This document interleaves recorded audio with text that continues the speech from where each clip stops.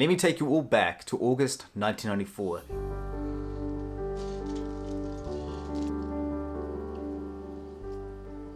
Recently we celebrated our 28th adoption anniversary in the family, and every year we always reflect on this as a family and why it's so important to discuss and reflect and talk and look back at photos, videos.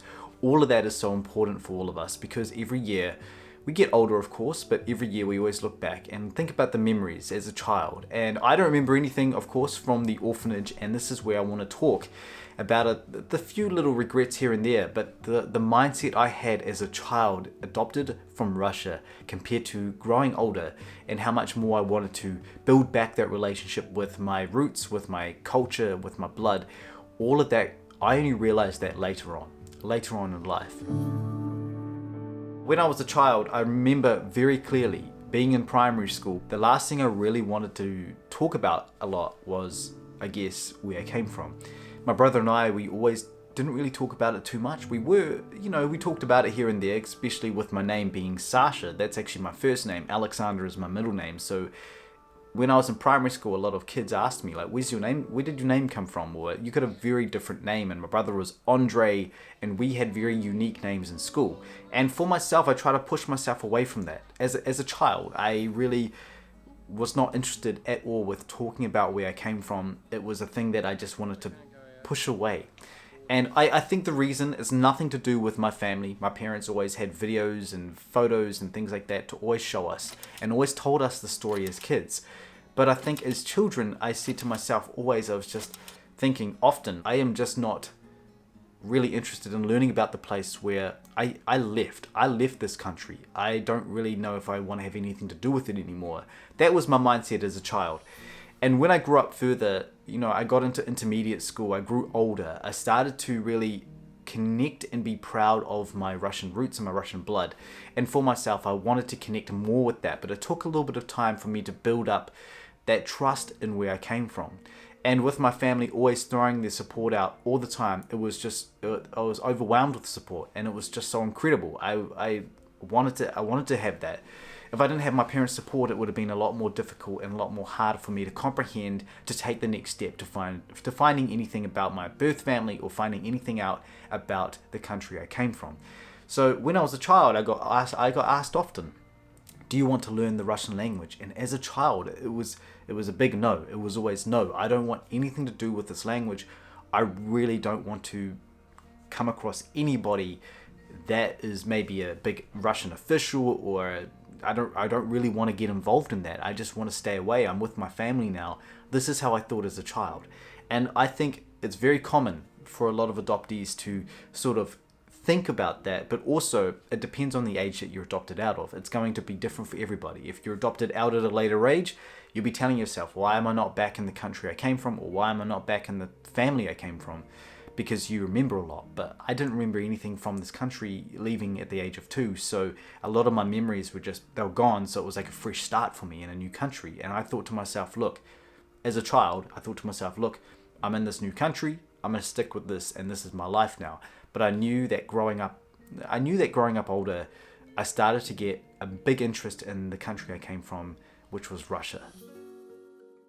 I would always ask about birth family, and my parents would only know as much as they would have on paper. They would only know as much as they were told. And so all of myself, growing up, it almost put me off with going back as well, having nothing to go back to in the beginning as a child. And then I just thought to myself, well, what is the point if my birth parents left? It's assumptions, of course, as a child. What is the point of going back to this country if your birth parents left you in the orphanage?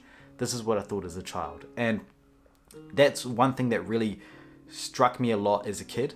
I was thinking to myself, if my birth mother if she just left me in here, what is the point of me going back to find her? And then I grew up older, understanding more about, look, hey, she's had a difficult life. I learned more. I matured more about it. And this is such an important thing as an adoptee growing up, having that support there, and sort of, it's like an education, having that education there and learning about this as you grow older. That was one thing that I really am so grateful for, because I started to learn and understand more, like, hey, these lives are hard. My birth mother couldn't look after me. My birth father, I only found out when I was 21 that he didn't actually know I existed. All of these little things I had to know first before judging a book by its cover. You know, it's true. Like, you just can't judge a book by its cover. For myself, though, when I did get into high school, that's when I really started to struggle with who I was, my identity, all of that, my connections with myself. It's always around that time when you're 13, 14, you know, you start to have some sort of bloodline or connection, but you don't know where it's coming from, and you struggle with that. And a lot of people do question, oh, this guy looks a little bit different. Where are you from? And as you grow older, of course, you're going to start looking more, you know, the roots, your background, all of that stuff. You start to look more like that about where you come from, or country-wise, you start to grow up in that. If that makes sense. As a child, though, learning the Russian language and me saying no was definitely a big regret of mine. But I understood as a child why I did that and why I said no at the time. And then growing older, connecting with photos. I loved looking at photos as a child. And this is what I talk about often with my family. Every time we have our adoption anniversary, my brother and I, we always talk about this, about our reflection and connection with the country we came from, and why it's so important to connect with that, and why we take our own journeys with it, but also like do it in your own pace and do it at your own time.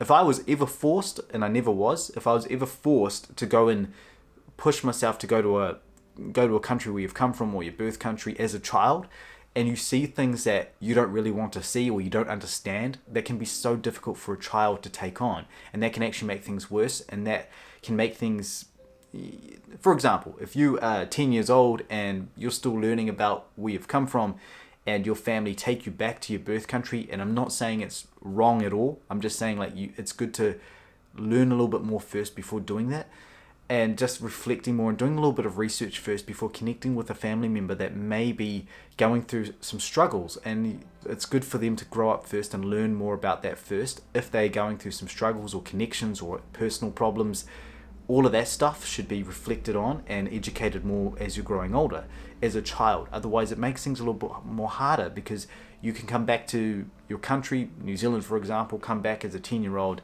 and saying, wow, I got to see my birth family at the age of 10. I never want to go back. I can see why I left.